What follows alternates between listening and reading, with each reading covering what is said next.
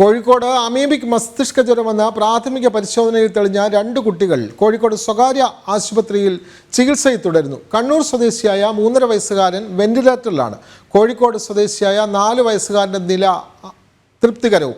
രോഗസ്ഥിരീകരണം സംബന്ധിച്ച അന്തിമ പരിശോധനാ ഫലം ഇന്ന് വന്നേക്കും. വിവരങ്ങളുമായി ദിസ്ന സുരേഷ് ചേരുകയാണ്. ദിസ്ന, ഈ അമീബിക് മസ്തിഷ്ക ജ്വരം നമ്മൾ കേട്ടതാണ്. കണ്ണൂർ, കോഴിക്കോട് തുടങ്ങിയ മേഖലകളിലാണ് ഈ രോഗം കണ്ടെത്തിയത്. ഇപ്പോൾ ഈ പ്രാഥമിക പരിശോധനയിൽ തെളിഞ്ഞ 2 കുട്ടികൾ കോഴിക്കോട് സ്വകാര്യ ആശുപത്രിയിൽ ചികിത്സയിൽ തുടരുകയാണല്ലോ. അതുപോലെ തന്നെ കണ്ണൂർ സ്വദേശി 3.5 വയസ്സുള്ള ബാലനാണ്, വെന്റിലേറ്ററിലും തുടരുന്നു. എന്തെല്ലാമാണ് കൂടുതൽ വിവരങ്ങൾ ദിസ്ന? വിനോദ്, അമീബിക് മസ്തിഷ്ക ജ്വരം പ്രാഥമിക പരിശോധനയിൽ തെളിഞ്ഞ 2 കുട്ടികളാണ് കോഴിക്കോട് സ്വകാര്യ ആശുപത്രിയിൽ ചികിത്സയിൽ തുടരുന്നത്. ഇതിൽ കണ്ണൂർ സ്വദേശിയായ 3.5 വയസ്സുകാരൻ വെന്റിലേറ്ററിലാണ് എന്നൊരു വിവരമാണ് നമുക്ക് ഇപ്പോൾ ലഭ്യമായിട്ടുള്ളത്. കൂടാതെ കോഴിക്കോട് സ്വദേശിയായ 4 വയസ്സുകാരന്റെ ആരോഗ്യനില തൃപ്തികരമാണ് എന്നാണ് അധികൃതരുടെ ഭാഗത്തു നിന്ന് നമുക്ക് ലഭ്യമായിട്ടുള്ളത്.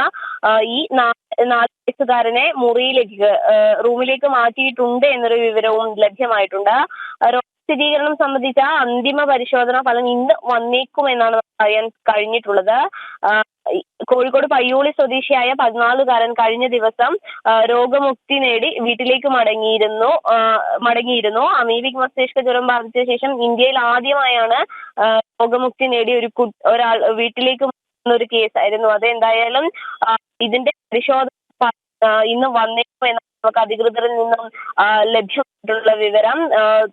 3.5 വയസ്സുകാരൻ ഇപ്പോഴും വെന്റിലേറ്ററിൽ തന്നെ തുടരുകയാണ് എന്നാണ് ആശുപത്രി അധികൃതർ അറിയിച്ചിട്ടുള്ളത്. 4 വയസ്സുകാരനായ കുട്ടിയെ ആരോഗ്യനില തൃപ്തികരമായതിനെ തുടർന്ന് റൂമിലേക്ക് മാറ്റിയിട്ടുണ്ട് എന്നൊരു വിവരം കൂടിയാണ് നമുക്ക് ഇപ്പോൾ നിലവിൽ ലഭ്യമായിട്ടുള്ളത്. വിനോദ്, തീർച്ചയായും അമീബിക് മസ്തിഷ്ക ജ്വരവുമായി ബന്ധപ്പെട്ട പരിശോധനാ ഫലങ്ങൾ പുറത്തു വരാനുണ്ട്. ഈ ചികിത്സയിൽ കഴിഞ്ഞ ഒരു കുട്ടി വീട്ടിലേക്ക് മടങ്ങി, വേറൊരാൾ വെന്റിലേറ്ററിൽ തുടരുകയാണ്.